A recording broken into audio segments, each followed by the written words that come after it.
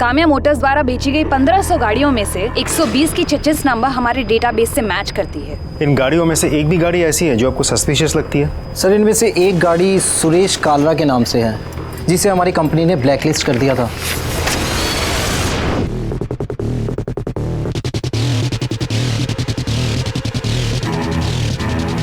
सुरेश कालरा।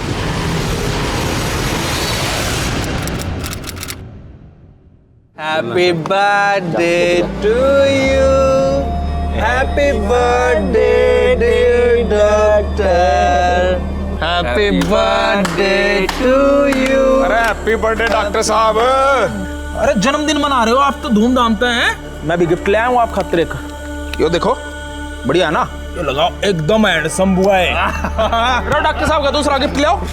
अरे जल्दी करो भाई। डॉक्टर साहब बर्थडे मना रहे हो। डॉक्टर साहब या काली पट्टी आपकी आंखों में बांध देंगे, आप जादूगर बन जाओगे, फिर आपका कबूतर उड़ा देंगे। Thank you. बांध भाई बांध। अरे बांध दे मुझे छोड़। Please don't do this. Doctor साहब happy birthday. Happy birthday to you.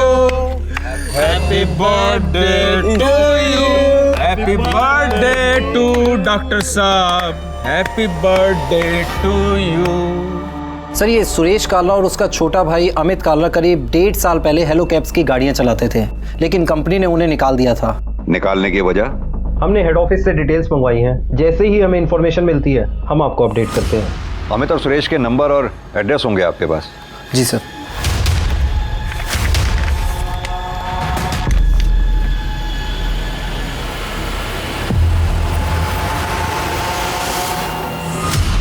हाँ राम राम। और 2,000 के बंडल तैयार हो गए? देखिए पैसों का इंतजाम हो गया है, आप बस बताइए कब और कहाँ लाना है।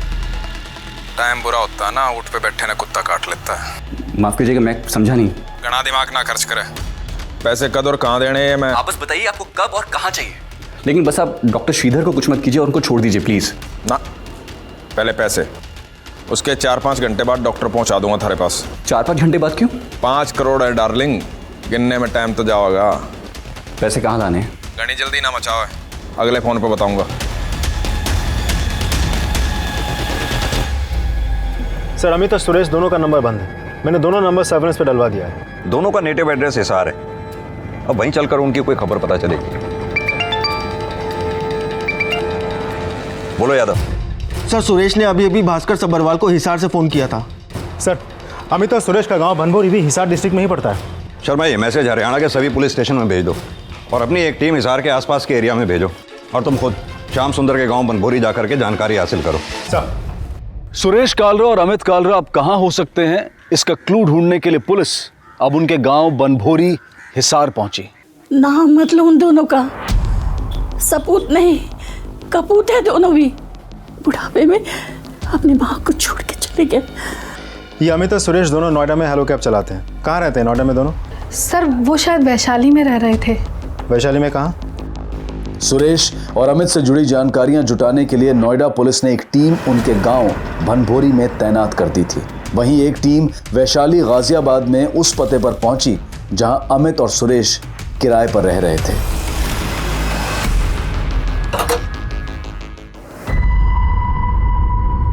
जरा सुनिए। जी ये घर सुरेश और अमित का है? जी हाँ, पर यहाँ तो काफी दिनों से ताला लगा है। तो फिर ये दोनों अब कहाँ मिलेंगे? जी मालूम नहीं। कहीं भी किसी तरह की कोई डील नहीं होनी चाहिए, मुझे अपडेट करते रहना। सर ये डॉक्टर श्रीधर के अंकल हैं सर। सर श्रीधर मिल जाएगा ना सर? मैं उनको घर वालों को प्रॉमिस देकर आया हूँ कि मैंने उनको साथ लेकर ही आऊँगा। आप चिंता मत कीजिए, हम डॉक्टर श्रीधर को वापस लाने की पूरी कोशिश कर रहे हैं।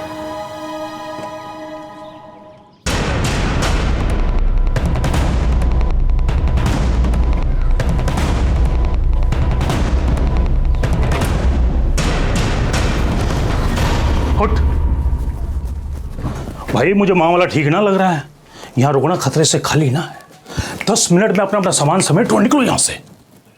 अब जल्दी करो।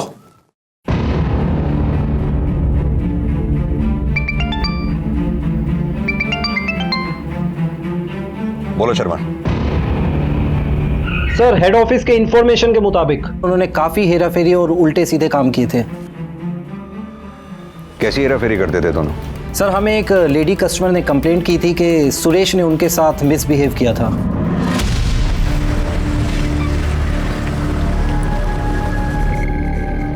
उतरो मैडम, गाड़ी आगे नहीं जाएगी। अरे मुझे और आगे उतरना है। सॉरी मैडम, मैं नहीं जा सकता आगे। आप मुझे इस तरह से बीच रास्ते में कैसे उतार सकते हैं? अरे मैडम, आगे जाम नहीं दिखता के? दिस इज नो वे। बकवास बंद करो और आगे चलो। अंग्रेजी ना काटे, ठीक है? उतरा है तारूं। आपका दिमाग खराब हो गया है। मैं कंप्लेंट करूंगी ना तब समझ में आ जाएगा। हाँ, चल कर दिया कंप्लेंट, उतर। सर, उस पैसेंजर की कंप्लेंट के बाद हमने सुरेश से शो कोज मांगा, बट उसने कोई रिप्लाई नहीं किया। उसके बाद जब उसके खिलाफ इंटरनल इंक्वायरी हुई तो पता चला उसके और उसके भाई ने काफ़ी धांधलियाँ की थी। कैसी धांधलियाँ? सर, कंपनी पीक आवर्स में इंसेंटिव देती थी, सुबह 7:30 से लेकर 12:30 बजे तक और शाम में 5 बजे से लेकर 11 बजे तक। और अगर ड्राइवर एयरपोर्ट से सवारी को पिकअप करता है तो उसे 1000 रुपये बोनस एक्स्ट्रा मिलता है। इसके अलावा अगर ड्राइवर एक दिन में 12 राउंड्स लगाता है तो उसे 3000 बोनस एक्स्ट्रा मिलता है। लेकिन इन दोनों भाइयों ने कंपनी की इस पॉलिसीज़ का गलत इस्तेमाल किया। अलग अलग सिम कार्ड से अलग अलग आईडीज़ बनाई और इन आईडीज़ से अपनी ही बुकिंग करने लगे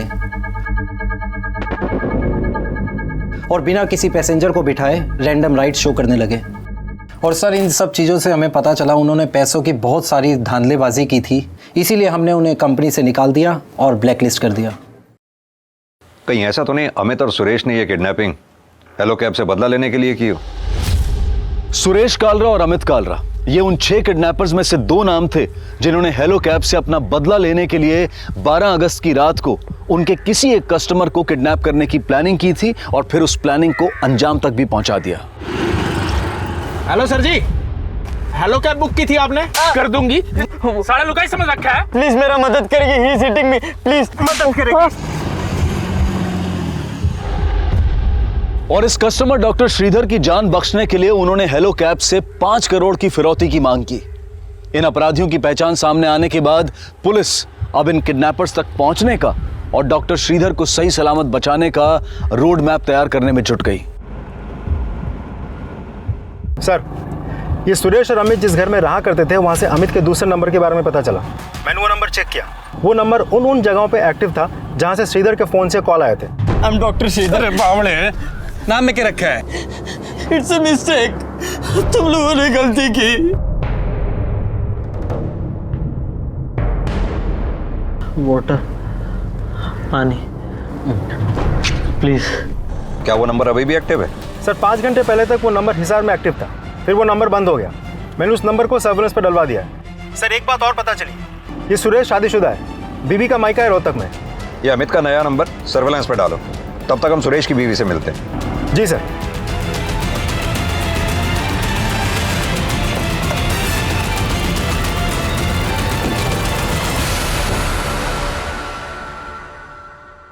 साबिन, हेलो कैब्स वालों ने ना महारी और सुरेश की हंसती खेलती ज़िंदगी में आग लगा दी। ऐसे ही अमित और सुरेश को काम से निकाल दिया। हमारे तो खाने के भी लाले पड़ गए साहब जी। ऐसे नहीं निकाल दिया, सुरेश और पति ने हेलो कैब्स में गबन किया है। ये गबन मबन मुझे कुछ नहीं पता साहब जी, और गबन तो हेलो कैब्स वाले करते हैं। ड्राइवरों का खून चूसते हैं और खुद घर बैठ के खाते हैं। तुम्हारे पति और देवर ने एक मासूम डॉक्टर का अपहरण किया है और जिस तरह से तुम उन दोनों की बहादुरी का बखान कर रही हो, हमें तो लग रहा है कि तुम भी उन्हीं के साथ मिली हुई हो। मैं कोई मिली विली नहीं हूँ साहब, और गलत तो ये हेलो कैब्स वाले भी हैं। किडनैपिंग के बारे में मुझे कुछ नहीं पता साहब। और ये सुरेश और अमित कहाँ होंगे ये भी नहीं पता? पता नहीं साहब। सर, इसका तेवर देख के तो लगता है इसे सब पता है। इसका फोन भी सर्विलेंस पे डालो, हो सकता है ये उनके टच में हो। सर, बोलो त्रिवेदी। सर, अमित का दूसरा नंबर अभी अभी भिवानी में ऑन हुआ था। अमित कालरा का दूसरा नंबर ट्रेस करते हुए नोएडा पुलिस अब भिवानी आ पहुंची थी, लेकिन भिवानी में किडनैपर्स कहां थे इसका कोई भी क्लू अभी तक नहीं मिल पाया था।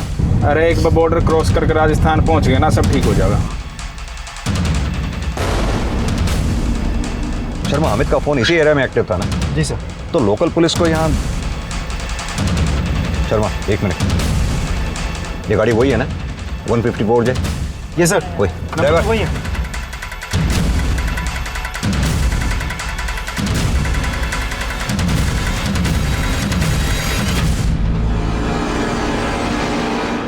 भाई पुलिस अपना पीछा क्यों कर रही है? ये बात कर रहा है? देख वहाँ आ रही होगी। पेट्रोलिंग पर होगी यार। अरे नहीं भाई, कल्लू देख यार, तू देख। ओ भाई ससुरे पीछे पड़े हुए हैं भाई। हाँ भाई, अब तेज चलाना भाई गड्डी ने।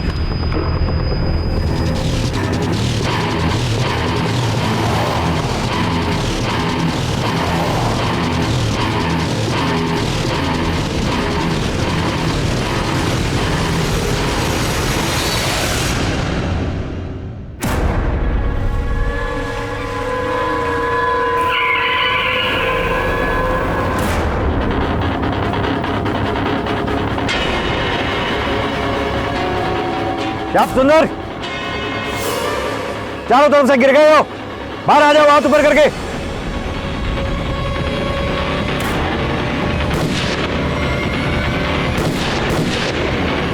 गोली क्यों चला रहे साले? अबे निकाल निकाल, गाड़ी निकाल, भगा।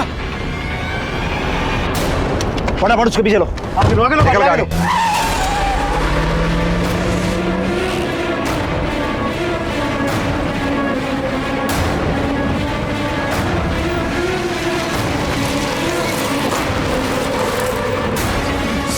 अरे क्या हो गया? गाड़ी स्टार्ट नहीं हो रही। अरे क्या हो गया? अरे डॉक्टर ने कहा, डॉक्टर ने कहा जल्दी। अरे डॉक्टर ने भाग गया। अरे डॉक्टर ने निकाल दिया बाहर।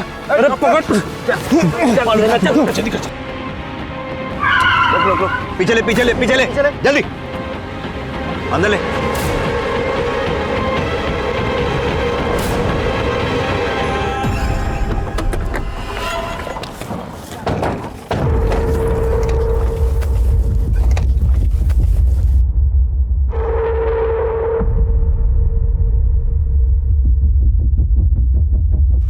आसपास अच्छी तरह से देखो, ज्यादा दूर नहीं गए होंगे वो लोग।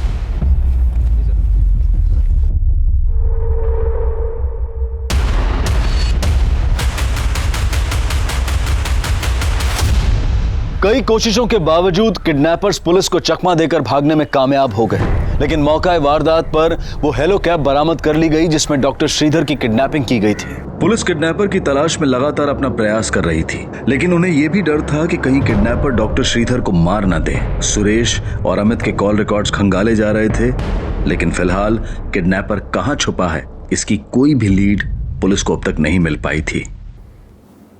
सुरेश भाई, ये पुलिस कहां से आ गई? अरे भास्कर ने खबर की होगी, मैंने तो पहले ही पता था पैसे ना देगा। पैसे की चिंता ना करो, पैसा तो उसकी कब्र से भी निकाल लूंगा मैं। अरे ये मत कर, पुलिस सूंघती हुई यहाँ आ जाएगी। इसको तो पैसे भी ना मिले और पुलिस भी पीछे पड़ गई मारे। साले किसने कही थी फायर करने की? गणा चौधरी पकड़ रहा था, चुपचाप डॉक्टर ने लेके निकल लेते। साले शुक्र मना किसी पुलिस वाले गोली ना लग गई, न तेरी ऐसी तैसी कर देंगे। अब भाई आपस में झगड़ा मत करो, अब भी हम यहाँ किसी दूसरे रास्ते से निकल सकते हैं, गाड़ी का भी इंतजाम हो जाएगा, पर हम सबको अपनी अपनी वेशभूषा बदलनी पड़ेगी और इस डॉक्टर की भी। सर, अमित और सुरेश के कॉल रिकॉर्ड से 4 नंबर ऐसे मिले हैं जो किडनैपिंग वाली रात से बंद है। ये नंबर है किसके? एक नंबर बुद्धन के नाम झज्जर में रजिस्टर्ड है, जहां से डॉक्टर श्रीधर के नंबर से तीसरा रैंसम कॉल गया था। अपना कस्टमर सही सलामत चाहिए ना, तो 5 करोड़ का इंतजाम कर ले। सर, हमने वहां हरियाणा पुलिस की एक टीम भेज दी है।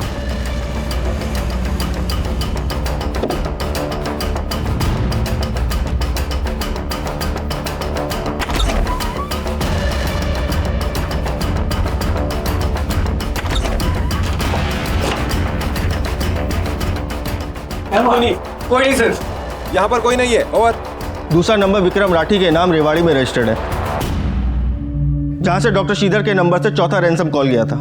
हाँ राम राम, वो 2-2 हज़ार के बंडल तैयार हो गए।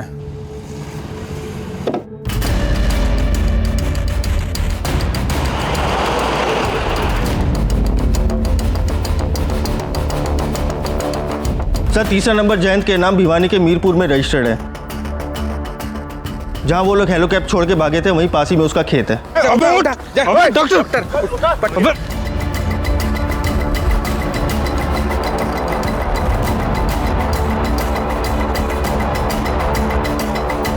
सर, चौथा नंबर अमित और सुरेश के गांव हिसार का है, और जिसके नाम ये नंबर है उसका नाम केदार है।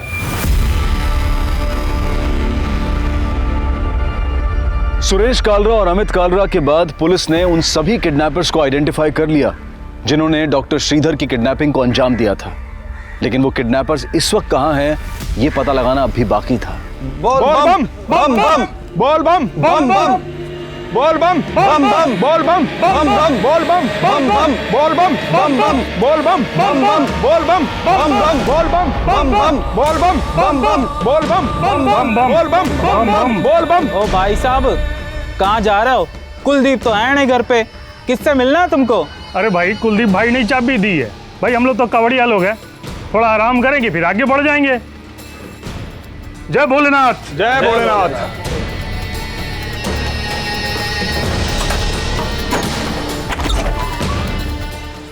सर वो चारों बुद्धन, विक्रांत, जयंत और केदार अमित और सुरेश के वैशाली वाली घर आते थे, लेकिन फिलहाल वो लोग कहाँ हैं इसके बारे में हमें कुछ पता नहीं चला।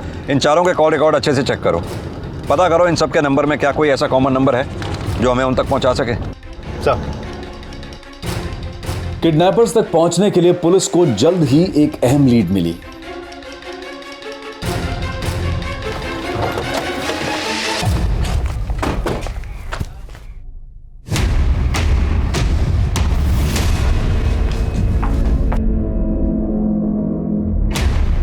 मनीष। जी सर। चल तुझे लेना है। अरे सर लेकिन मैंने किया क्या? सर अमित और सुरेश ही नहीं, उनके चारों दोस्त बुद्धन, विक्रांत, जयंत, केदार सबको जानता है। बता। सर मैं मानता हूँ कि मैं उन्हें जानता हूँ, लेकिन मुझे नहीं पता वो कहाँ है। देख ज्यादा टाइम मत ले, सीधी तरह से बोल दे। 12 अगस्त की रात 10 बजे तक सुरेश, अमित, विक्रांत इन तीनों का फोन तेरे घर पे एक्टिव था। तेरे से मिलने आए थे ना वो? हाँ सर, अमित उस रात मेरी कार लेने आया था, बोला 2-4 घंटे में लौटा दूंगा। फिर रात को 1 बजे जयंत और केदार कार देकर वापस चले गए, लेकिन साहब मुझे नहीं पता था उन लोगों ने किडनैपिंग की है। कैसे मान ले तुझे नहीं पता? साहब मेरा विश्वास करो साहब, मैं सच बोल रहा हूँ। तो ये तो पता होगा वो लोग कहाँ छुपे हो सकते हैं। बोल।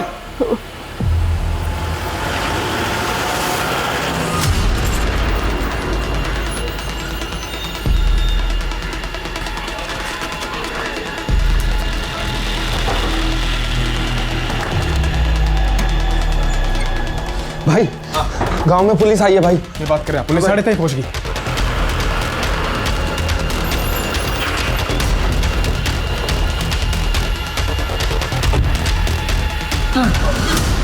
पुलिस आ गई। अरे मेरी बंदूक, मेरी बंदूक।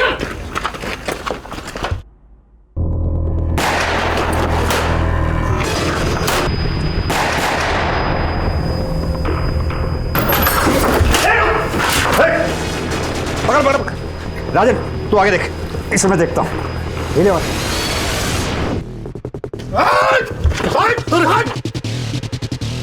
बता कहाँ है वो लोग? सर बाहर 2 लोग पकड़े गए, लेकिन अमित, सुरेश, एक और आदमी डॉक्टर नहीं है। सर अंदर भी कोई नहीं है। बता कहाँ है अमित?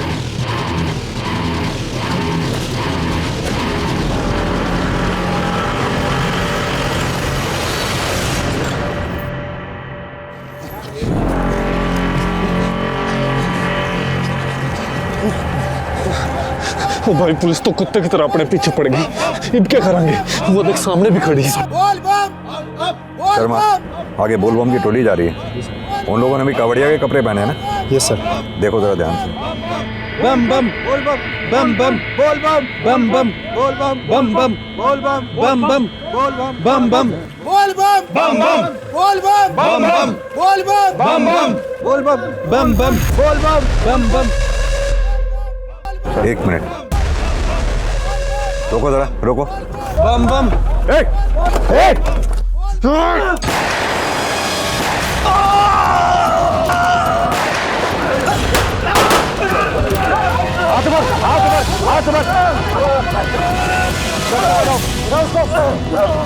डॉक्टर को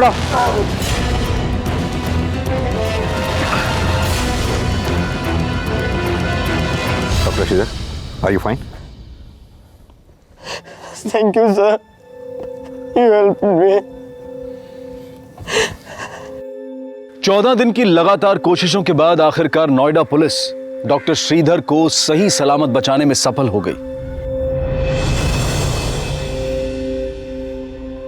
किडनैपिंग में इन्वॉल्व सभी 6 अपराधी इस वक्त पुलिस की हिरासत में हैं। नोएडा पुलिस के सराहनीय जज्बे के लिए क्राइम पेट्रोल की पूरी टीम उन्हें सैल्यूट करती है और उन्हें इस सफलता के लिए बधाई देती है।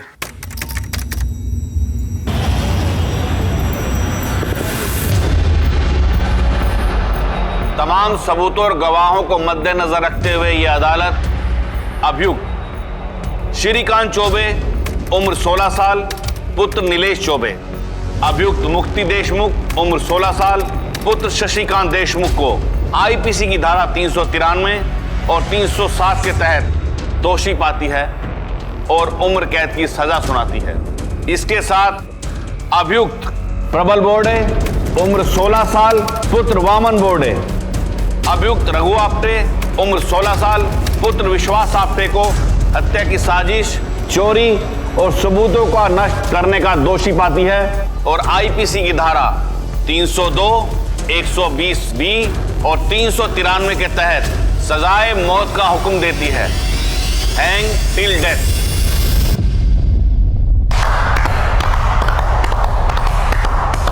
थैंक यू जज साहब, हमें पता था यही होगा। अंधा कानून मुर्दाबाद, अपनी दोस्ती जिंदाबाद। अंधा कानून मुर्दाबाद, अपनी दोस्ती जिंदाबाद।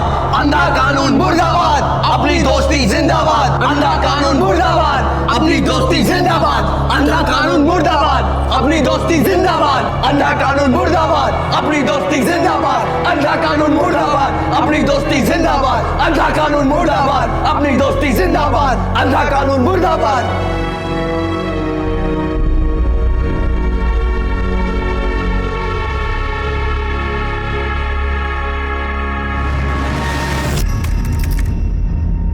नमस्कार, आदाब। क्राइम पेट्रोल डायल 100 के ब्लैक हेडलाइंस अध्याय में आप सबका स्वागत है। किसी भी देश के बच्चे, युवा उसका भविष्य होते हैं। उनके कंधों पर देश की प्रगति का भार होता है। लेकिन कई बार कुछ युवा पथभ्रष्ट होकर ऐसे अपराधों को अंजाम दे देते हैं कि समाज और कानून दोनों हैरान हो जाते हैं। पिछले कुछ दशकों में युवाओं द्वारा किए गए अपराधों की संख्या बढ़ी है और साथ ही यह विवाद भी बना हुआ है कि जुवेनाइल की उम्र क्या होनी चाहिए, 16 साल, 17 साल, 18 साल या फिर कुछ और। हिंदुस्तान की क्राइम हिस्ट्री का ये एकमात्र ऐसा केस है जिसमें 16-17 साल के 4 लड़कों को फांसी और उम्र कैद की सजा सुनाई गई। सन 2000 से पहले तक जुवेनाइल जस्टिस एक्ट 1986 के तहत सिर्फ 16 साल की उम्र तक के लड़कों और 18 साल की उम्र तक की लड़कियों को ही जुवेनाइल माना जाता था। 1994 में जब इन लड़कों को हत्या के जुर्म में गिरफ्तार किया गया, तब इन लड़कों की उम्र 16 साल से कुछ अधिक होने की वजह से इन्हें अडल्ट माना गया और जिसकी वजह से इस केस की पूरी सुनवाई जुवेनाइल कोर्ट में ना होकर सेशन कोर्ट में हुई। और अजीब बात यह थी कि सजा सुनने के बाद ये बच्चे रोने और डरने की बजाय खुश हो रहे थे। आखिर कहां खो गई थी इनकी मासूमियत और कहां खो गया था इनका बचपन, जो इन्हें मौत के डर से भी आजाद कर गया था। कहीं पुलिस और न्याय प्रक्रिया में कोई चूक तो नहीं हुई थी जिसका ये बच्चे अपने ही तरीके से विरोध कर रहे थे? और अगर ये वाकई में अपराधी थे तो वो कौन सी दुखती रखती समाज की जिसने इन्हें यहां लाकर खड़ा कर दिया था?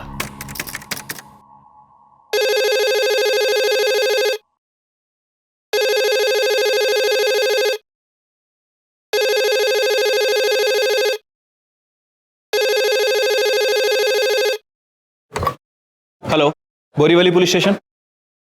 क्या? ठीक है, किसी को घर के अंदर मत जाने दीजिएगा, हम लोग अभी आ रहे हैं।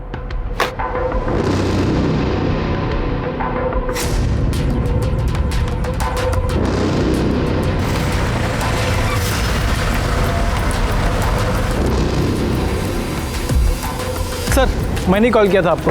Flat number 101, first floor.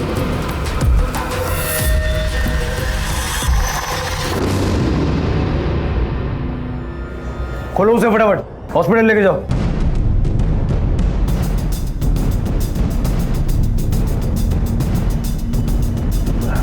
मतलब इस वारदात को कम से कम 7-8 घंटे पहले अंजाम दिया गया होगा। सर, हो सकता है कि गले और कान की ज्वेलरी को खींच कर निकाला गया। सर, ये सब देखकर तो लगता है कि मर्डर लूटपाट के इरादे से किया गया।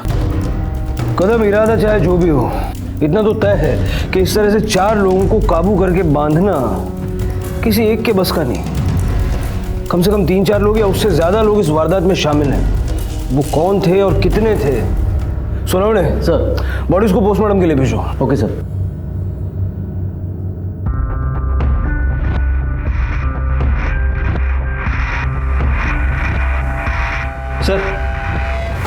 अजीब बात है, बॉडी पे एक भी ज्वेलरी नहीं है और यहाँ इस तरह पैसे छोड़ के गए। इस तरह की वारदात को अंजाम देके इनके घर में इन्हीं की मिठाई खा के इस तरह से सेलिब्रेट करना और फिर इस तरह से पैसे छोड़ के जाना, कदम मुझे लगता है ये जो कोई भी हैं इनसे काफ़ी नफरत करते थे। घर में कोई फोर्स एंट्री का निशान भी नहीं है। मुझे लगता है ये मामला लूटपाट का नहीं बल्कि बदले की भावना से किया गया है। सर ऐसा भी तो हो सकता है कि ये सब हमें गुमराह करने के लिए किया गया। सारी चीज़ों के फोटोग्राफ्स ले लो। Okay sir.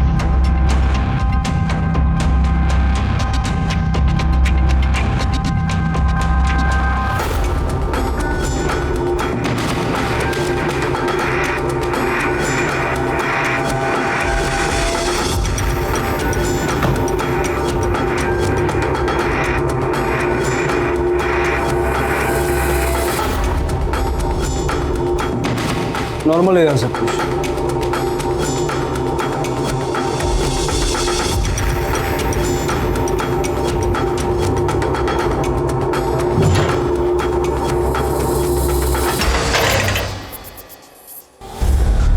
किलर्स इस घर को और इस घर के रहने वालों को अच्छी तरह से जानते थे।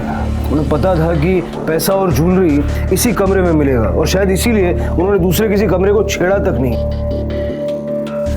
अच्छी तरह से देखो मर्डर वेपन मिलता है क्या। Okay sir. इस घर में वारदात हुई सबसे पहले आपने देखा था? साहब हमने देखा था। साहब हम रोज की तरह दूध देने ऊपर गए तो हमने मैम साहब को आवाज़ें दी। मैम साहब ने साहब कोई जवाब नहीं दिया तो हमने सोचा घंटी बजा देते हैं। तो हम दरवाजे पे गए तो दरवाज़ा खुला हुआ था हुजूर। हमने अंदर धकेल का दरवाज़ा देखा तो अरे मैम साहब दूध नहीं लेना है काज।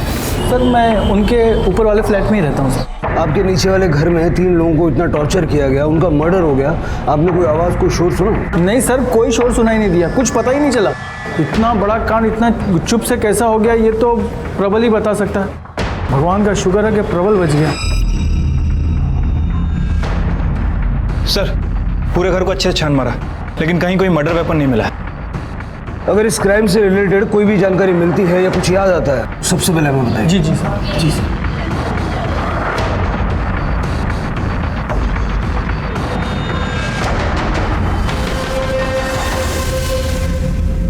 देख बेटा, तेरी हालत हम समझ सकते हैं लेकिन अपने घर वालों को न्याय दिलाना चाहता है कि नहीं?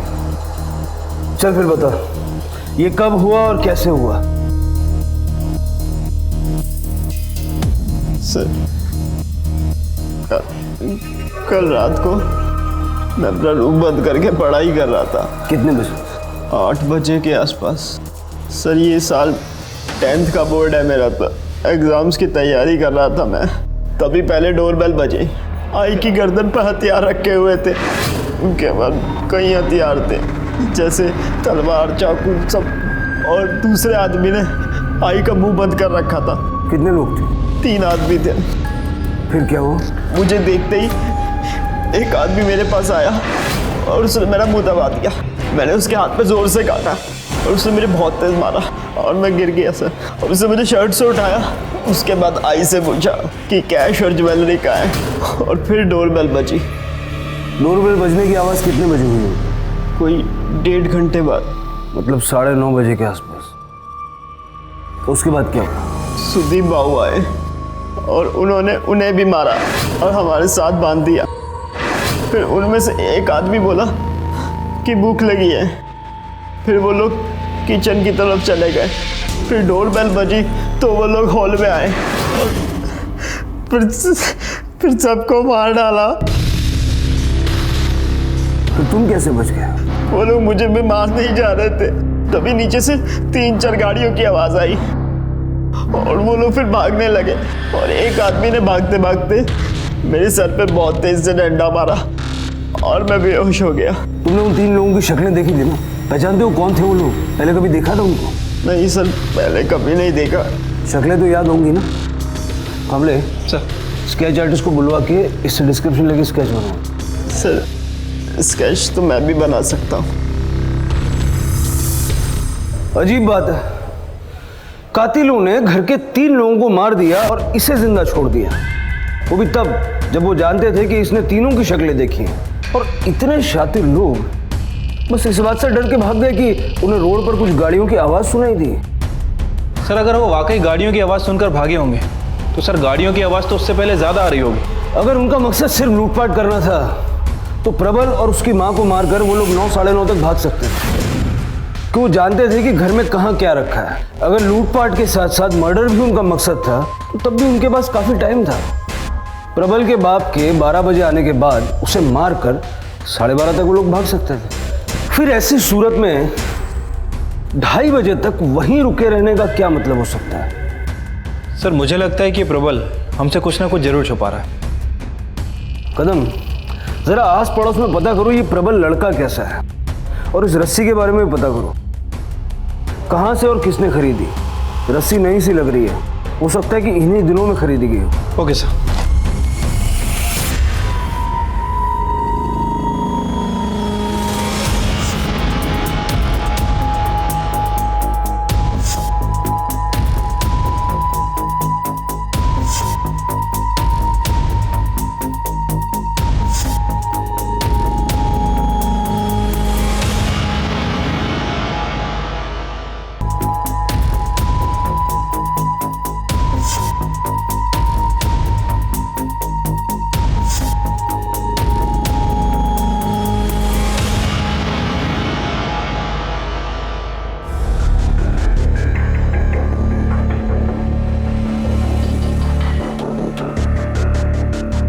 ड्राइंग और याददाश्त दोनों काफी अच्छी हैं तुम्हारी। काफी डिटेल में तीनों के चेहरे बनाए तुमने। ठीक है, फिलहाल घर जा सकते हो। जी सर। कदम सर, जरा पता लगाओ ये 3 लोग हैं कौन, और इस प्रबल पे भी नजर रखो। Okay sir.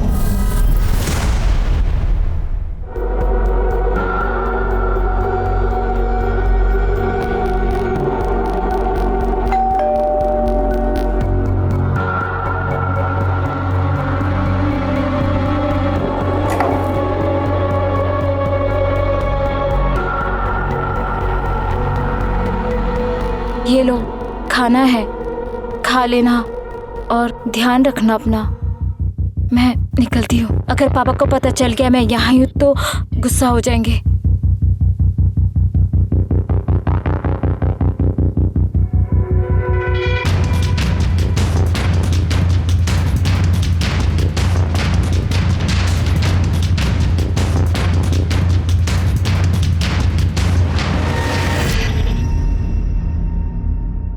इन दोनों को तो नहीं जानता, पर इसकी शक्ल से मिलता जुलता एक भिखारी उधर उस रोड पे भीख मांगता रहता है। हाथ से अपंग है, दिन रात उधर ही पड़ा रहता है।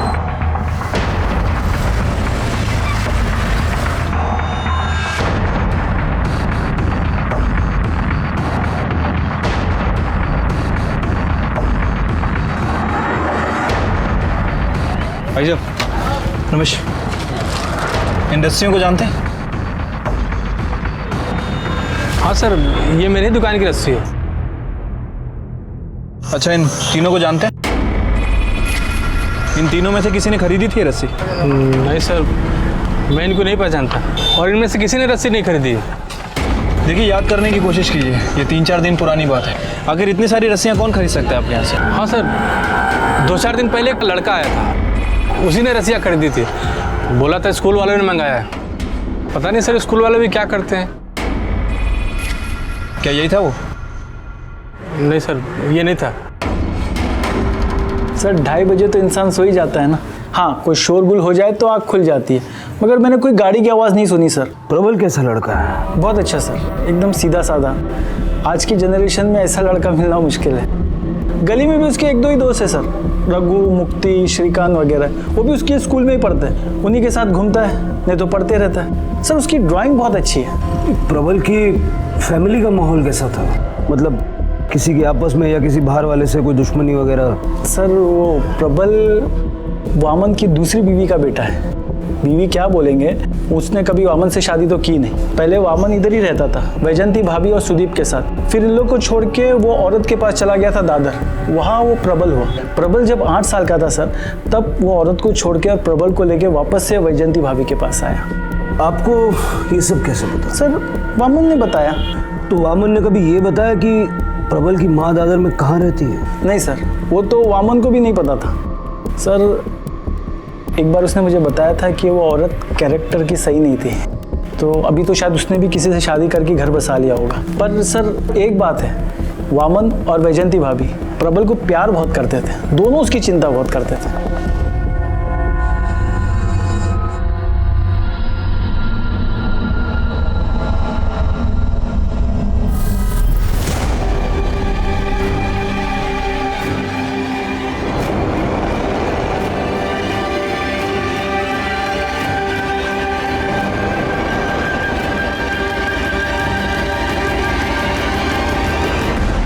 सर प्रबल के एरिया में वारदात के ठीक एक दिन पहले किसी लड़के ने उस रस्सी को खरीदा। सर मुझे लग रहा है कि ये प्रबल हमें गुमराह करने की कोशिश कर रहा है। और सर उसने जो ये स्केच बनवाए सब के सब झूठे हैं, क्योंकि सर इनमें से ये एक स्केच उसके एरिया के आसपास एक भिखारी से मैच करता है।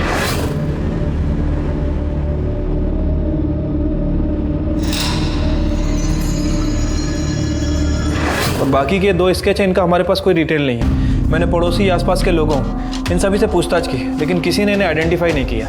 इसका मतलब है कि प्रबल ने ये चेहरे अपनी इमेजिनेशन से रैंडमली बनाए।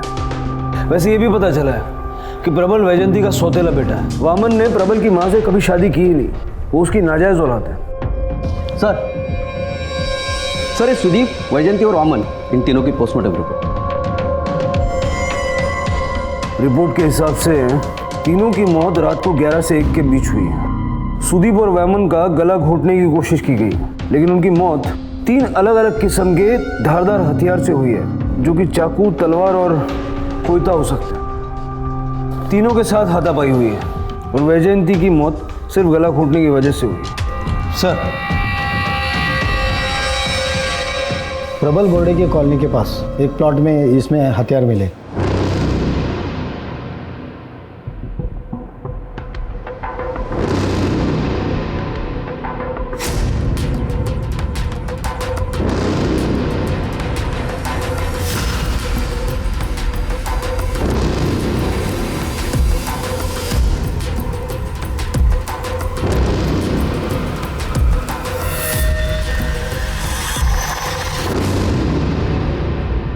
काफ़ी दिमाग लगाया है, हथियारों को सरसों के तेल से साफ किया है ताकि उस पर खून का कोई निशान न रहे। ये हथियार फॉरेंसिक के लिए भेज दो और ज़रा पता करो कि अगर ये हथियार, ग्लव्स, रस्सी वगैरह प्रबल ने नहीं खरीदे तो इसमें कहीं कोई उसका दोस्त तो शामिल नहीं है, क्योंकि दुकान वाले का कहना था 2-4 दिन पहले एक लड़का आया था। ठीक है सर।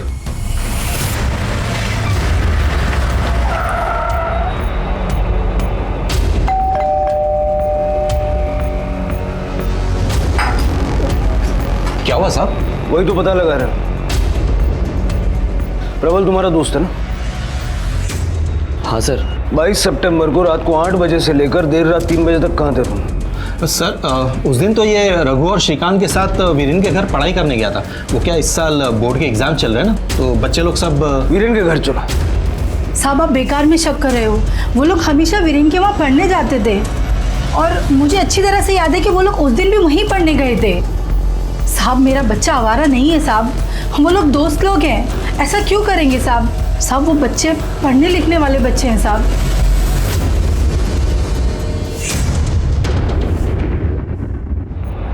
भाई साहब। जी सर। इनमें से किसने खरीदी थी आपके यहाँ से रस्सी? किसने खरीदी थी सर?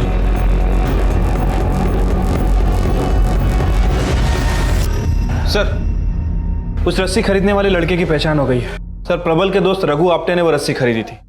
गुड। कदम जल्द से जल्द पता लगाओ वो हथियार कहाँ से खरीदे गए थे। क्या इनमें से किसी ने आपके यहाँ से हथियार खरीदे थे?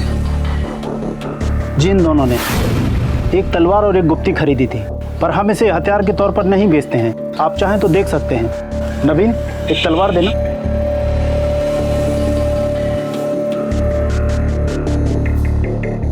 ये तलवार दोनों तरफ से एक जैसी मोटी है।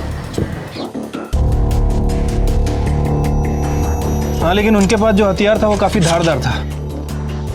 पता नहीं सर, पर मुझसे तो यह कहकर खरीदी थी कि हमें ड्रामे में यूज़ करना। कब की बात है? कौन सी तारीख को खरीदा था? Sir 1 minute.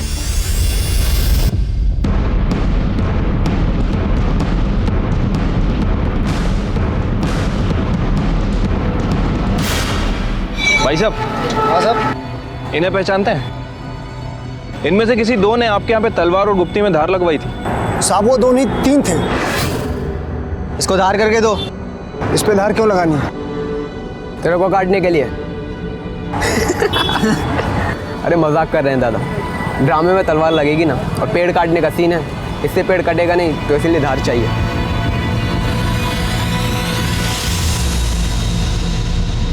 ये वाला, यही तीनों थे साहब।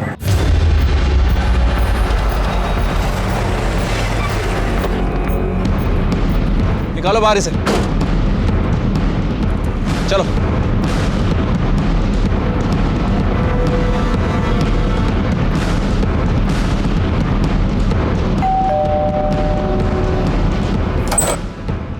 श्रीकांत कहाँ है? क्या हुआ है साहब? बताओ। अरे बताइए तो, हुआ क्या है? क्या कुछ हुआ है साहब? कुछ नहीं, बहुत कुछ हुआ है। ये तीनों सुदीप, वैजयंती और वमन इनके मर्डर में इन्वॉल्व है।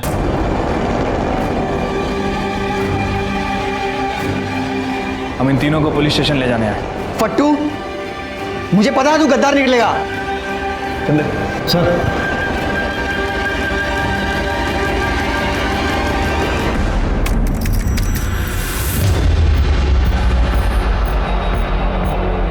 तमाम सबूतों और गवाहों को मद्देनजर रखते हुए यह अदालत सजाए मौत का हुक्म देती है, हैंग टिल डेथ।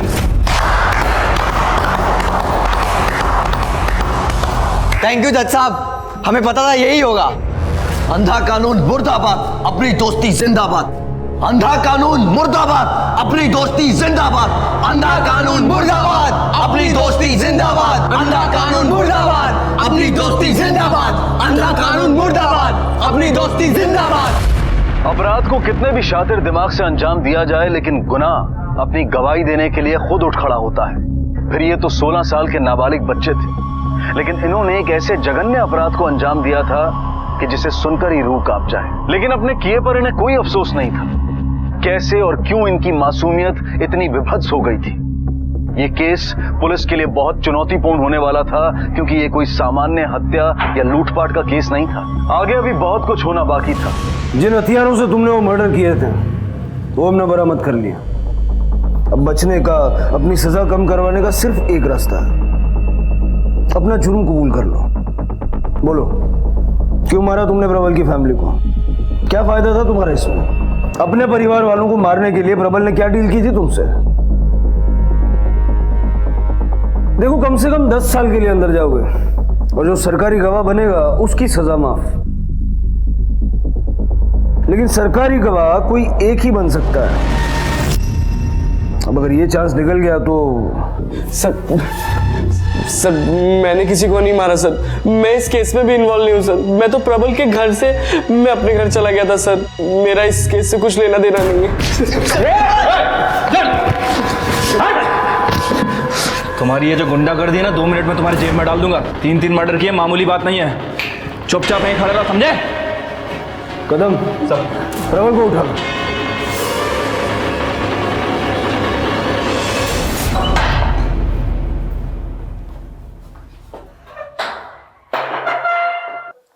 तेरे दोस्त तुझसे ज्यादा समझदार निकले। बिना अपने हाथ पैर तुड़वाए सब कुछ उगल दिया। अब तेरी बारी है, सारी कहानी शुरू से बता। सर अब उन्होंने सब कुछ बोल ही दिया है तो मैं क्या बोलूं? यही कि तू वैजयंती का चौतेला बेटा है, वामन की नाजायज औलाद। सोतेला और नाजायज मैं अपनी मर्जी से नहीं बना, उनकी वजह से था, जो मुझसे नफरत करते थे। इस नफरत को तूने अपने दोस्तों के साथ मिलकर मिटा दिया। चल, तेरा तो समझ में आता है। अपने दोस्तों को क्या घुट्टी पिलाई, क्या लालच दिया था? दोस्ती में लालच देना पड़े, लानत है ऐसी दोस्ती पे। और दोस्तों को फंसाना भी दोस्ती नहीं है। डायलॉग बहुत अच्छे मारता है, यही डायलॉग मार के लपेटा था उनको भी। हा? Sir,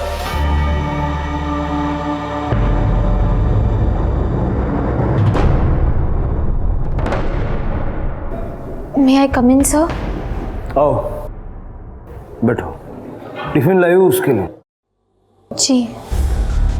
good. वैसे तुम्हारा और उसका रिश्ता क्या है? सर वो मेरा दोस्त है। दोस्त है या दोस्त से कुछ ज्यादा? तुम्हें पता है उसने क्या किया है? मर्डर का चार्ज लगा है उस पर। सर आप उसके बारे में गलत समझ रहे हैं। प्रबल बहुत अच्छा लड़का है, बस सौतेला है ना सर, इसलिए उसकी माँ और उसका भाई उसे पसंद नहीं करते थे। तो जरूरी है कि जो कुछ उसने तुमसे कहा वो सब सच है? हो सकता है उसने झूठ बोला हो। सर अगर मैंने अपनी आंखों से नहीं देखा होता तो शायद मान लेती।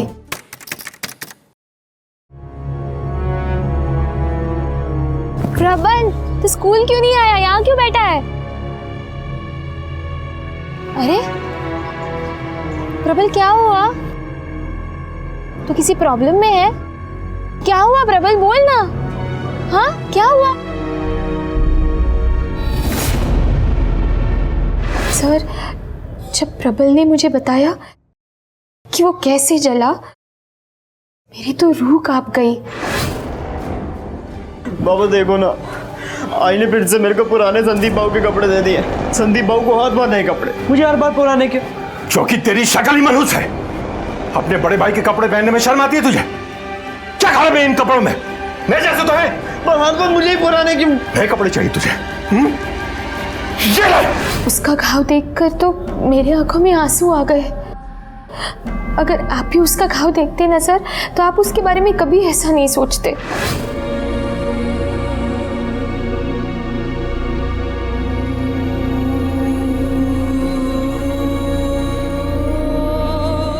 ये बाप है कि जल्लाद? अपने जायज बेटे को तो हाथ नहीं लगाता। बोलो मुझे बेटा मानते ही कहाँ है? प्रबल प्रबल सर अगर आपको मेरी बातों पर यकीन नहीं है तो आप प्रबल की बॉडी पर चलने कटने के ऐसे कई निशान देख सकते हो। मुझे लेट हो रहा है, आप प्लीज ये खाना उसे दे दीजिए।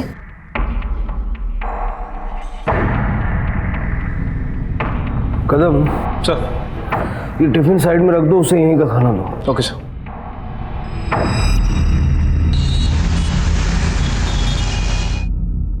सर प्रबल की मेडिकल रिपोर्ट। सर रिपोर्ट के हिसाब से उसकी बॉडी पर लगभग 32 घाव हैं। सर इनमें से कुछ घाव पानी से जलने की वजह से, कुछ सिगरेट से और कुछ आयरन से। और सर एक घाव लगभग 5 साल से 1 महीने तक पुराने हैं। मतलब आरती सच बोल रही थी? पक्का नहीं है सर, डॉक्टर पूरी तरह से श्योर नहीं है कि प्रबल ने ये घाव खुद से अपने आप को पहुंचा है या फिर किसी दूसरे ने उसे दिए। अगर सर प्रबल ने खुद से अपने आप को ये घाव किए हैं तो सर ऐसा करने के लिए क्रिमिनल माइंड का होना बहुत ज़रूरी है। काफ़ी मुश्किल काम है सर ये। सर वेपन की फॉरेंसिक रिपोर्ट।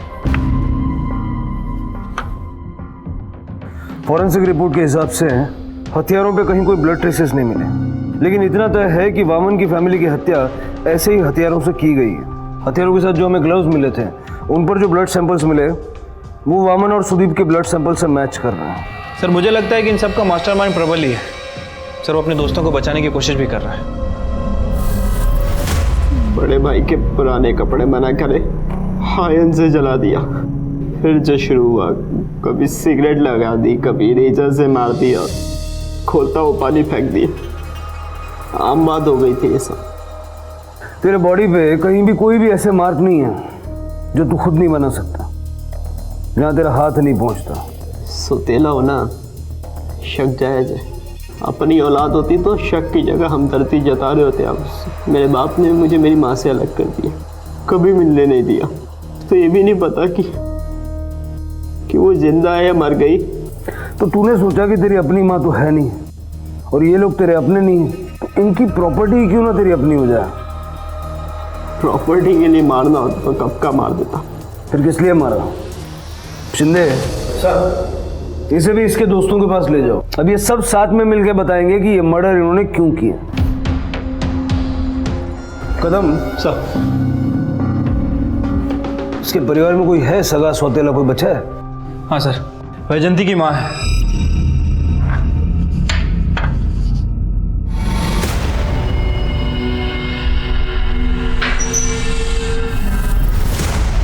प्रबल झूठ बोल रहा है साहब। वैजंती, सुदीप और वामन ने कभी भेदभाव नहीं किया उसके साथ। जिस स्कूल में सुदीप जाता था उसी स्कूल में प्रबल भी गया। दोनों के लिए एक जैसे एफडी अकाउंट खोले थे। यहाँ तक कि सुदीप के जन्मदिन पर प्रबल के लिए नए कपड़े आते थे। कभी उसे डांटा नहीं, हाथ तक नहीं लगाया उसे। हाँ, शुरू में मेरी बेटी के मन में थोड़ा गुस्सा था, लेकिन बाद में वो समझ गई थी कि सारी गलती वामन की है। उसके लिए एक मासूम को क्या सजा देना, अपने बेटे से बढ़कर मारा था साहब उसे। पर देखिए साहब क्या किया उसने उनके साथ।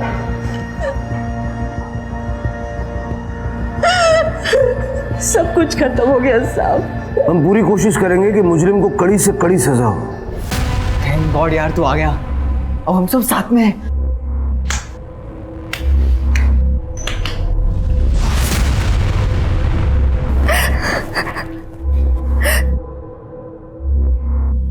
कदम, मुझे प्रबल की कहानी से ज्यादा इनकी कहानी सच लगती है, क्योंकि अगर प्रबल की माने तो वामन बड़ा ही गुस्सेल टाइप का आदमी था और इसीलिए वो उसे टॉर्चर करता था। लेकिन फिर कमाल की बात यह है कि उसकी बीवी और सुदीप के बॉडी पर कोई हमें ऐसी इंजरी का मार्क नहीं मिला जैसा प्रबल की बॉडी पे मिला। सर मुझे तो लगता है कि ये प्रबल झूठ बोल रहा है। हो सकता है उसने ये झूठी कहानी सुनाकर सबको फूल बनाया हो। आखिरकार उसे दोस्तों की मदद जो लेनी थी, और सर दोस्तों की मदद लेने के लिए कोई ना कोई झूठी कहानी ज़रूर सुनानी पड़ती, और उस झूठी कहानी को सच साबित करने के लिए अपने आप को चोट पहुंचाई होगी। सर मुझे लगता है कि ये सब उसकी प्लानिंग का हिस्सा है। तुम सबसे ज्यादा समझदार तो वीरेन निकला, सरकारी गवाह बन गया। तुम भी सोच लो, दोस्ती में जो किया है वो अगर कबूल कर लेते हो तो सकता है सजा कम हो जाए। प्रबल, हमने पता किया तुम्हारे माँ बाप भाई इनमें से कोई तुम्हें टॉर्चर नहीं करता था। ये जो तुम्हारे शरीर पे जख्म के निशान हैं तुमने खुद अपने आप को दिए सिंपैथी पाने के लिए, और खास करके अपने इन दोस्तों को बेवकूफ बनाने के लिए। किसी ने तुम्हें पिटते हुए मार खाते हुए नहीं देखा, और ना ही किसी ने तुम्हारे घर वालों से तुम पर टॉर्चर होने की बात की। सर ये आप क्या बोल रहे हैं? अरे प्रबल तू सच बता ना सर को, चुप क्यों है बता ना। आपको भरोसा नहीं है सर, पर हमने वो जख्म देखे भी हैं और महसूस भी किए। आज से नहीं, तब से जब ये 13 साल का था। ये तो सब झेल रहा था, बल्कि तंग आकर एक दिन अपनी जान देने की भी कोशिश की थी। प्रबल चल, पागल हो गया तू? क्या करने जा रहा था? मैं हाथ छोड़ता हूँ, मुझे जाने दो, मरने दो मुझे। अबे तू पागल हो गया क्या? क्यों मरना चाहता है? तुम देखना चाहते हो? ये देखो।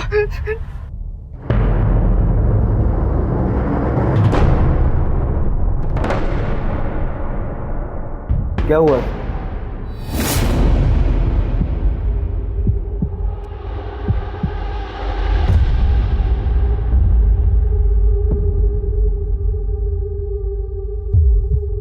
ए, क्या करके रहा है तू इधर? आई वो दिख तो रहा है चोरी कर रहा है ये। मैं अपनी आई की फोटो ढूंढ रहा था। अपनी माँ की फोटो ढूंढ रहा था? हैं? चोर कहीं का, चोरी कर रहा है ना? मैं चोरी नहीं कर रहा था। ऐसे नहीं बताएगा तू, ये सबक जिंदगी में कभी भूलेगा नहीं तू। आज बचा लो।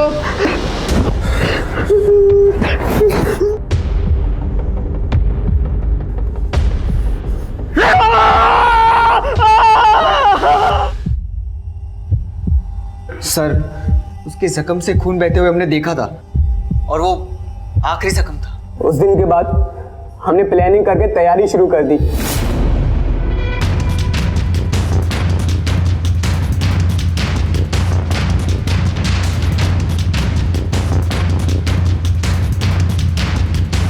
ग्लव्स मिले? हाँ मिले यार, पर तूने जो बोले थे वो वाले नहीं मिले। ये देख। अरे चलेगा। अरे यार इस पे धार लगवानी पड़ेगी वरना से चूहा भी नहीं मरेगा।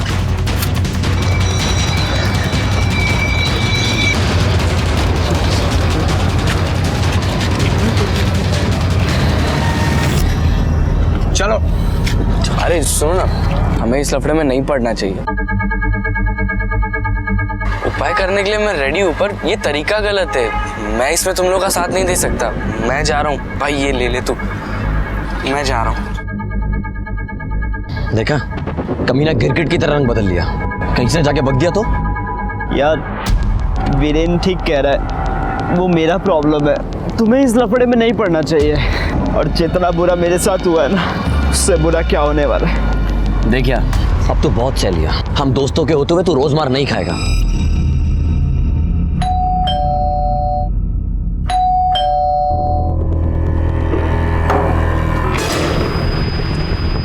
कहाँ आवारागर्दी करने गया था?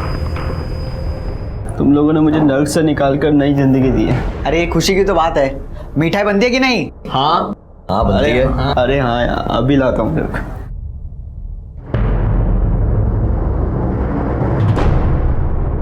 हेलो।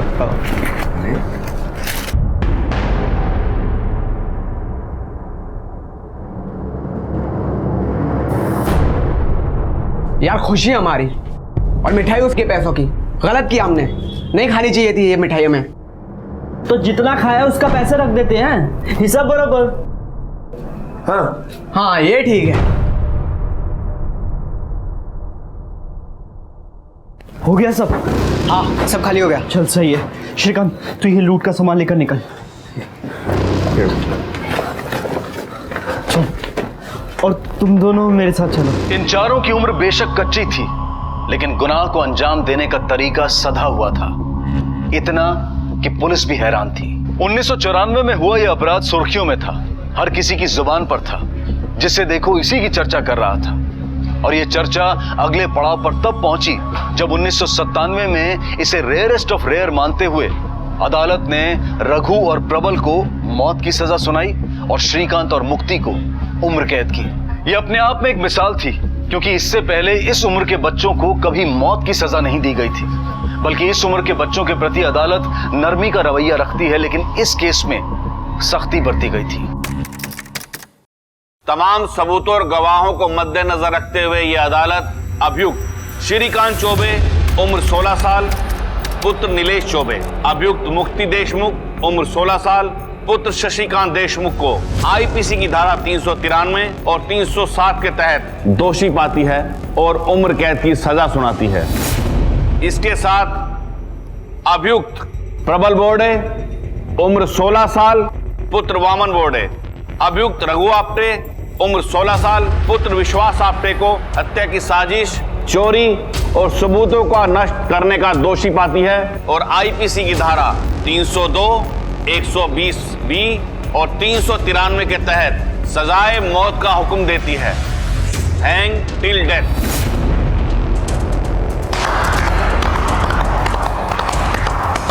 थैंक यू जज साहब, हमें पता था यही होगा। अंधा कानून मुर्दाबाद, अपनी दोस्ती जिंदाबाद। अंधा कानून मुर्दाबाद, अपनी दोस्ती जिंदाबाद। पुलिस इन्वेस्टिगेशन में प्रबल की घरेलू हिंसा वाली बात झूठी पाई गई। प्रबल ने दोस्तों से झूठ बोला और वो मासूम सही गलत सोचे बिना दोस्ती की खातिर अपराधी बन गए। प्रबल और रघु को फांसी की सजा मिलने के 3 महीने बाद इनके वकील ने इनकी कम उम्र को बेस बनाते हुए मर्सी प्ली फाइल की, जिसकी वजह से इनकी फांसी को उम्र कैद में तब्दील कर दिया गया। क्योंकि इन चारों लड़कों ने मिलकर इतने जघन्य अपराध को अंजाम दिया था, इसलिए कोर्ट ने इन्हें अलग अलग जेल में रखने का आदेश दिया। नमस्ते सर। मैंने तुम्हारे केस की फाइल देखी है, बहुत पहुंची चीज है तू, लेकिन यहां पर पहुंचने की कोशिश मत करना। सर मैं ऐसा नहीं हूं। अगर तुम ऐसे नहीं हो तो तुम्हारे लिए अच्छी बात है। सर मैंने पेंटिंग क्लास के लिए एप्लीकेशन दी हुई थी, मैं कब से क्लास ज्वाइन कर सकता हूं? इसके लिए तुम्हें पेंटिंग बनानी होगी। आज शाम तक तुम्हारे पास पेंटिंग बनाने का सारा सामान आ जाएगा। Thank you sir.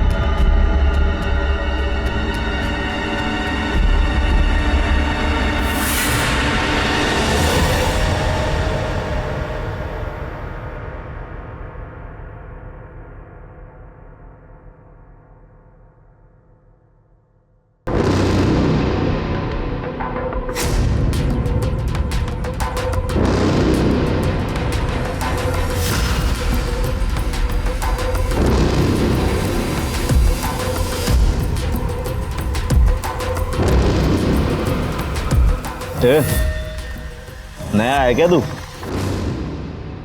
चाल डालते एकदम कौला लग रहा है। यार सारे कैदियों में से जेल का डॉन कौन है? वो दिखा, वही चाहिए। सारा इलीगल काम उसी के अंदर चलता है।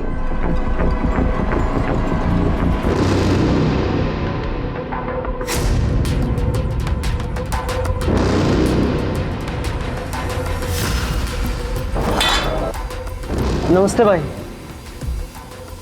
नया हूँ मैं यहाँ। सुना आप दोनों यहाँ के, बहुत रौब है आप।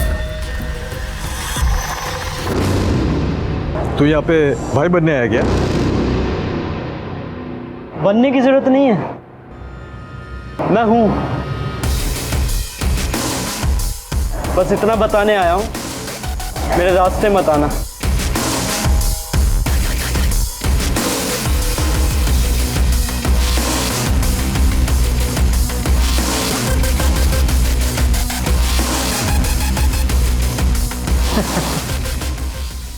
बड़े दिनों बाद में कोई कौला आया है, मजा आएगा।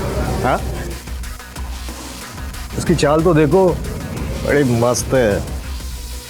इसका हाल चाल लेना पड़ेगा।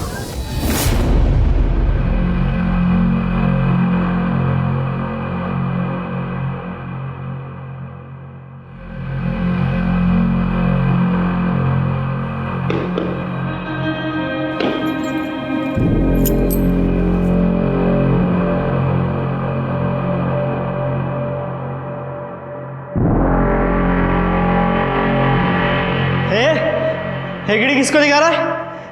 चल जाके सो जा।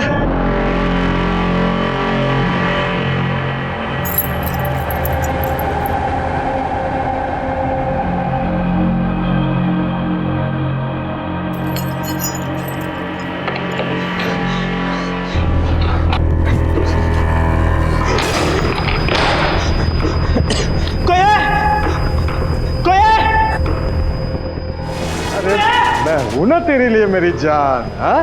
छोड़ मुझे, छोड़ मुझे, छोड़ मुझे, छोड़ मुझे, छोड़ मुझे, छोड़ मुझे, छोड़ मुझे, छोड़ मुझे, छोड़ मुझे, छोड़ मुझे, चल।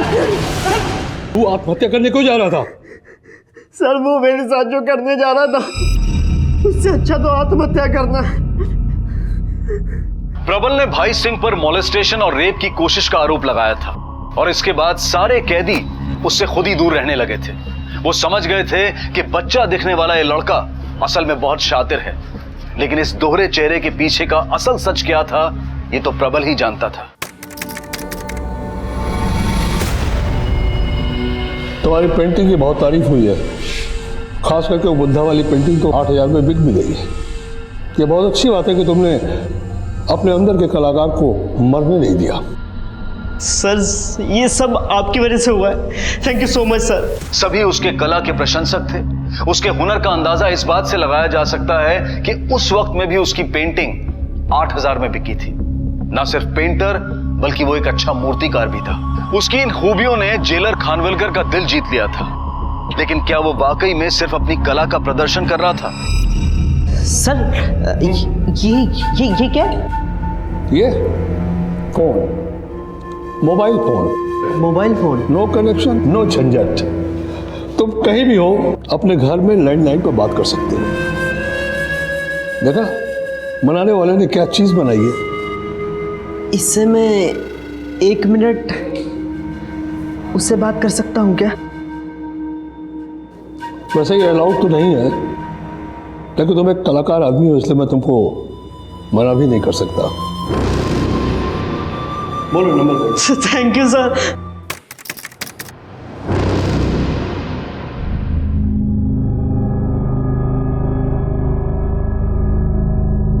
घर वाले जबरदस्ती शादी करना चाहते हैं। तो कर ले शादी। अच्छा, तू जानता है ना मैं तेरे अलावा किसी और से शादी नहीं कर सकती। पर मेरा कोई भरोसा नहीं है। तू कभी ना कभी तो बाहर आ जाएगा ना, मैं इंतजार करूंगी। मुझसे इतना प्यार करती है, फिर तो कुछ करना पड़ेगा। सुन, बोरीवली हॉस्पिटल में मिलते हैं, ठीक है? चलो स्माइल कर।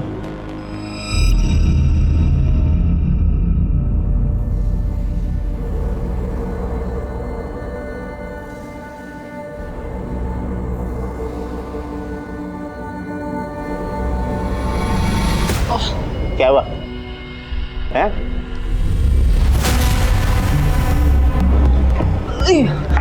हैं? क्या हुआ हैं? क्या हुआ तेरे को? अरे क्या हुआ? अरे क्या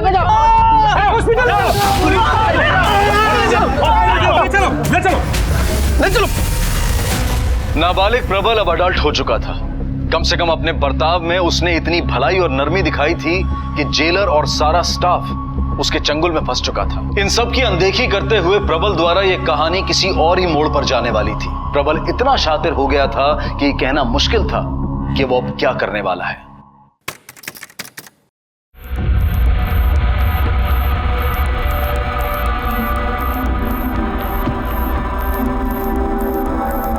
अरे बाबा रहने दे, अगर डॉक्टर ने देख लिया ना तो कंप्लेन कर देगा कि कहाँ तेरा किडनी का इलाज चल रहा था और तू मेरी सेवा कर रहा है। रहने दे। यही तो दिक्कत है सर, कोई आपको समझता ही नहीं है। घर वाले ड्यूटी की वजह से नाराज और पब्लिक ड्यूटी सही से नहीं करते, इस बात से नाराज। इतना ही बहुत बड़ी बात है कि तू हमारे दुख को तो समझा, पर एक बात तो है, अरे क्या मालिश किया है तूने, एकदम आराम लग रहा है। सर आप अगर कहो तो दिमाग की तरावट का भी इंतजाम करवा दो।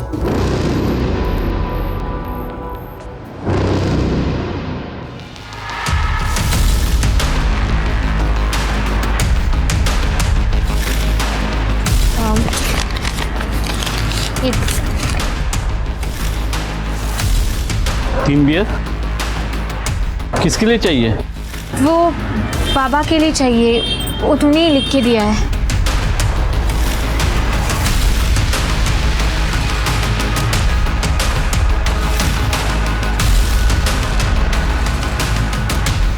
ये दवाई दीजिए। 10 किस लिए? हमेशा तो एक लेके जाती हो। वो माँ गांव जा रही है ना, इसीलिए। ओके।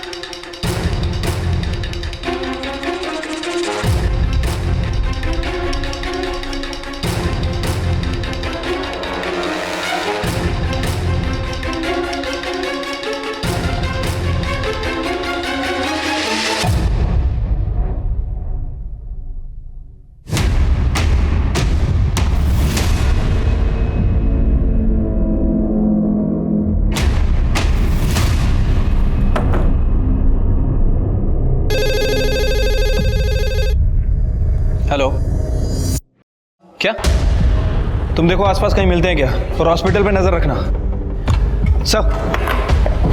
सर वो प्रबल प्रताप और विनोद को बेहोश करके अपनी गर्लफ्रेंड आरती के साथ बोरीवली हॉस्पिटल से भाग गया है। फौरन वायरलेस को मैसेज करो, प्रबल की फोटो डिस्ट्रीब्यूट करो, दो की टीम बना के बस स्टेशन, रेलवे स्टेशन सब जगह भेजो, और उस आरती की फैमिली से भी पूछताछ करो। Okay sir.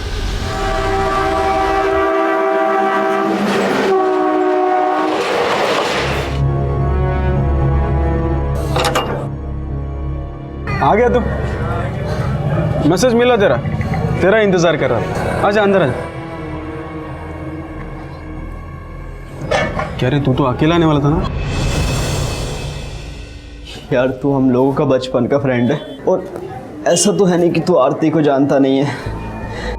मैं ज्यादा दिन नहीं रहूंगा यहाँ। ठीक है। पता ही नहीं चला सर कब चली गई, सारी शादी की तैयारी हो गई। फिलहाल हमें इतना पता है कि जिसके साथ वो भागी है वो एक शातिर क्रिमिनल है। कदम सर, इनसे आरती की फोटो ले लो और महाराष्ट्र के सारे पुलिस स्टेशन में आरती और प्रबल दोनों की फोटो सर्कुलेट कर दो। अपने खबरियों को अलर्ट करो और bus station, railway station, airport सब जगह इनकी फोटो लगवा दो।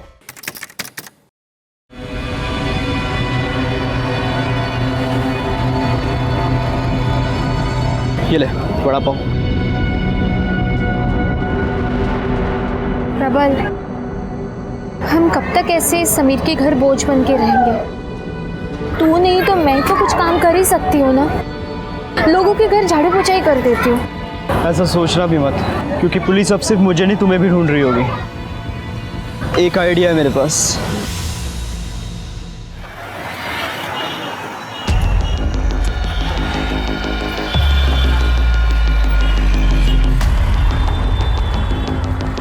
अरे भैया, आपकी गाड़ी का पीछे वाला टायर पंक्चर है। ये पंक्चर है? हाँ।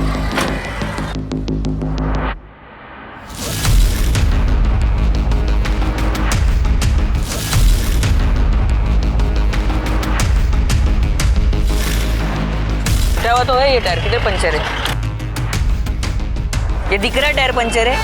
टायर पंचर रहता तो रोड से चिटका रहता है वो। मुझे लगा वो पंक्चर है, इसलिए मैंने बोला। कुछ काम धंधा नहीं रहता तो ऐसे ही बोलेगे ना।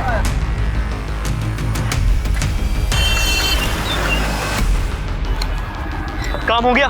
मेरी हिम्मत ही नहीं हुई चोरी करने की। हिम्मत नहीं मतलब? तुम्हें क्या लगता है तुम्हें अच्छा काम मिलने वाला है?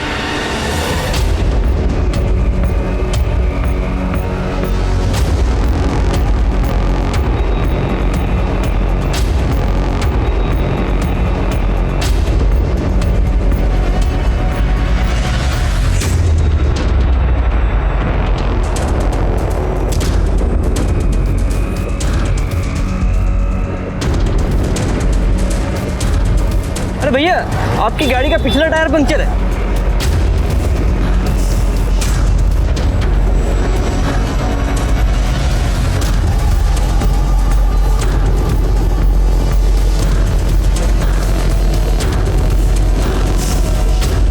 कहाँ पंचर है? पंक्चर है? अरे नहीं है पंचर। अरे मुझे लगा। सॉरी भैया। देखा, ये हुई ना बात।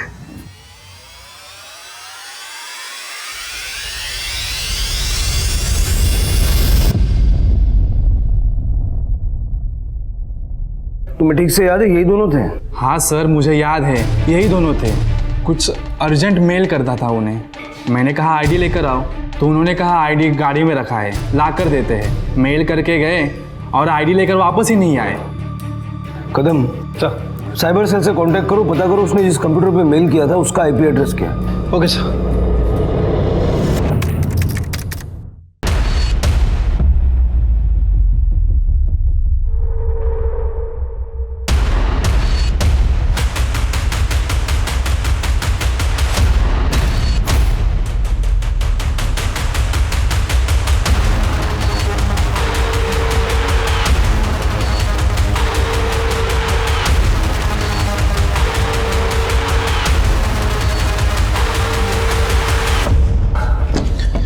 सर, प्रबल ने जिस कंप्यूटर से मेल किया था उसका आईपी एड्रेस टेस्ट हो गया सर। नागपुर के किसी समीर कुलकर्णी का है। सनौ ने हमारी एक टीम यहां लगा के रखो। आज नहीं पकड़ से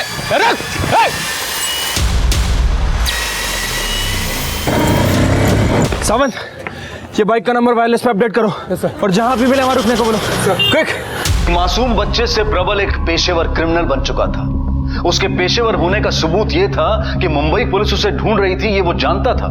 लेकिन बावजूद इसके वो मुंबई में अपनी पत्नी आरती के साथ दादर में रह रहा था। और ना सिर्फ रह रहा था बल्कि एक अलग तरह की ब्लैकमेलिंग को भी अंजाम दे रहा था, जिसमें वो अकेला नहीं था बल्कि जेल में मिले उसके कुछ पुराने साथी भी शामिल थे।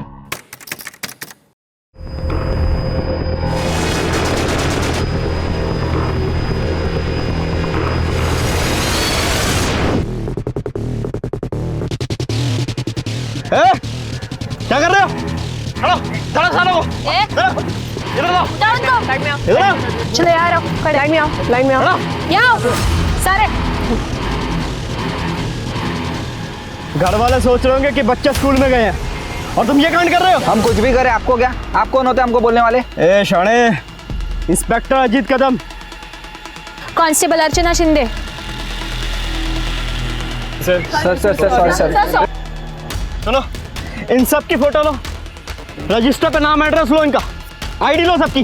इनके घर वालों को इन्फॉर्म करो। समझाइए मैम प्लीज। तब तक मैं पुलिस स्टेशन से पुलिस वैन मंगवाता हूँ।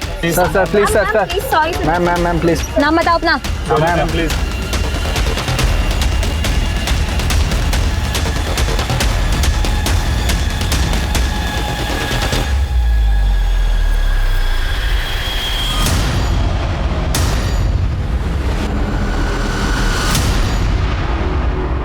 इस आदमी का नाम अजीत कदम नहीं है, इसका नाम प्रबल बोडे है और ये इसकी पत्नी जिसका नाम आरती है, ना कि मीरा चौहान। हम लोग इसे बाहर ढूंढ रहे हैं और ये गार्डन में घूम रहे हैं। तूने मुझे दुनिया की सबसे बड़ी खुशी दी है। चल मुंह मीठा कर। मुंह खोल। हम इस बच्चे को देंगे क्या? एक चोर की जिंदगी, वो भी हमारी तरह सबसे छिपता फिरेगा।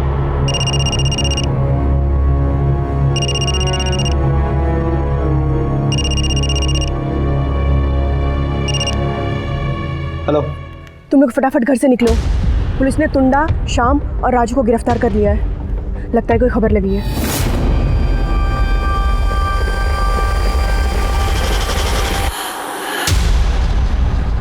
पुलिस प्रबल तक पहुंचती, लेकिन प्रबल हर बार बचकर निकल जाता। एक पेशेवर क्रिमिनल की तरह आए दिन मानो उसे नए नए अपराधों को अंजाम देने की आदत पड़ गई थी। जगह के साथ साथ वो अपना नाम और अपनी पहचान भी बदल लेता था ताकि पुलिस उस तक पहुंच ना पाए। और इसी बीच प्रबल ने एक और बड़ी घटना को अंजाम दिया था।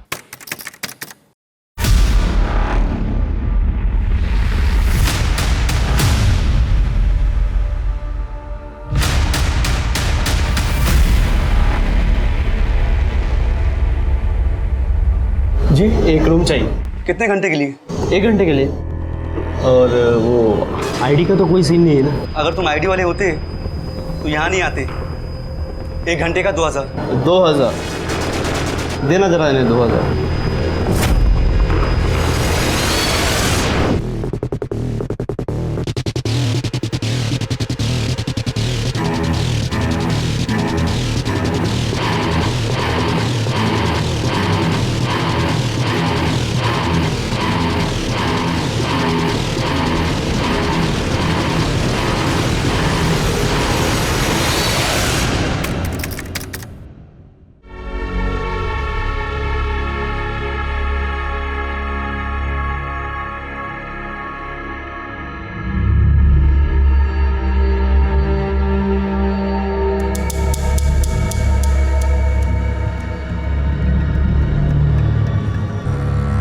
आराम से। आरती, मेरी बात मानो, अपनी बहन के पास चले जाओ। पुलिस हमें ढूंढ रही है और मैं नहीं चाहता कि हमारे बच्चे को कोई नुकसान हो। और ये फोन लो, ये है ना, जब चाहे मुझसे बात करना।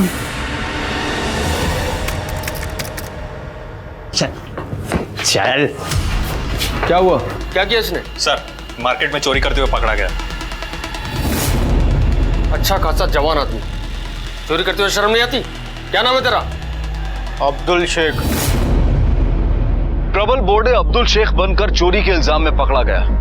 दादर जेल में वो 3 महीने की सजा भी काट रहा था। उसे लगा था कि 3 महीने बाद वो फिर से खुली हवा में सांस ले पाएगा, बड़ी आसानी से पुलिस की आंखों में धूल झोंक पाएगा। लेकिन आने वाले समय में क्या भेद छुपा था, क्या होने वाला था, इसका अनुमान प्रबल को भी नहीं था।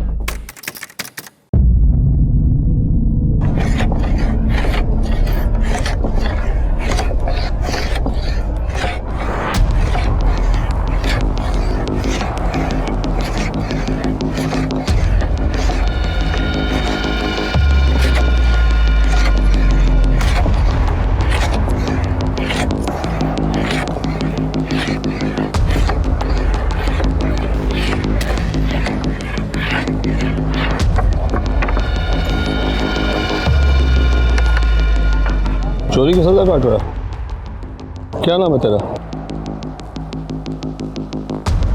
अब्दुल शेख। अब्दुल शेख।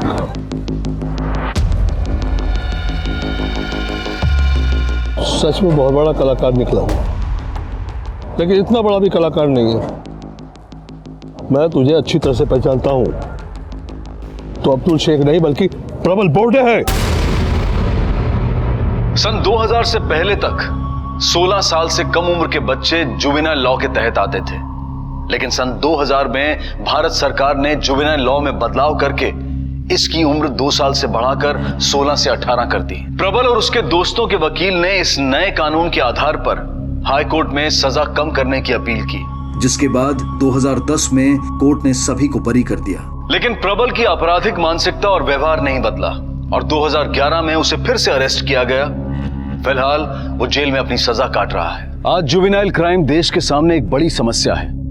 कई बार ऐसे केसेस देखे गए हैं जहां छोटी उम्र के लड़के लड़कियों ने बेहद निर्हंस और जघन्य अपराधों को अंजाम दिया है। इसी बात को मद्देनजर रखते हुए इंडियन पार्लियामेंट ने सन 2015 में जुवेनाइल जस्टिस एक्ट 2000 में बदलाव करते हुए जुवेनाइल जस्टिस एक्ट 2015 पास किया, जिसमें अपराध की तीव्रता को मापदंड मानते हुए 16 से 18 साल की उम्र के युवाओं जिन्होंने जघन्य अपराध किए हैं उन्हें अडल्ट मानकर ट्रायल किया जाए। सभी माता पिताओं से हमारा यह अनुरोध है कि वो अपने बच्चों के मन की बात को जानने की कोशिश करें, अपनी जिंदगी के फैसले उन पर थोपे ना, उनके लिए आदर्श बने, उन्हें रिश्तों का सही मतलब समझाएं।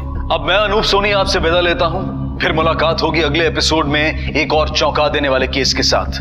तब तक अपना और अपने परिवार का ख्याल रखें और देखते रहें क्राइम पेट्रोल डायल 100। सबक एक को सीख हम सबको। जय हिंद। इस तरह के और भी एपिसोड देखने के लिए हमारे चैनल को सब्सक्राइब करें और बेल आइकन दबाना ना भूलें।